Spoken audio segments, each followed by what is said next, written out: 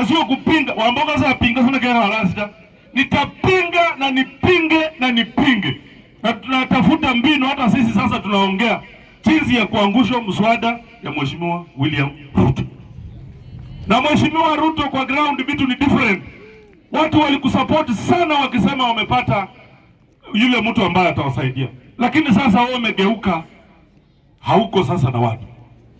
Saa hii kila mahali unaenda, unatembea na mwenda wazimu mwingine, kazi yake akisimama anasema shares. Anasema shares. Anasema shares. Na sisi wote tunalipa ushuru. Sasa unataka tulipe ushuru, alafu Gachagua anaamuka anatuambia shares, shares, shares. Shame on you, Rigathi Gachagua. Sisi tumechoka na wewe. Yeah. Ikifika kwa ushuru finance bill, unataka kila Mkenya alipe. Alafu huyu jamaa anaanza kutembea anasema shares. Na sasa mmekuwa hamuna manners. Kila mtu anachaguliwa Kenya sasa ni Mkalenjin. Kabila moja. Mimi sio mkabila kabisa. Lakini nataka rais aheshimu Kenya iko na makabila 45. Kila saa hii ukianza Port Authority, Kalenjin.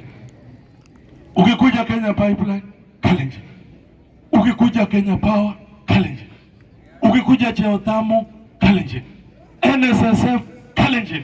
Hata viwanda zote sasa zoe hapa wamelete Kalenjin. Ukienda Kenya Seed, Kalenjin. Masinde Muliro, Kalenjin. Mheshimiwa Rais, heshimu na ujiheshimu. Ujue Kenya ni taifa ya makabila 43, tunataka usawa. Ukiweka Mkalenjin, weka Kikuyu. Ukiweka Mkikuyu, weka Mkamba.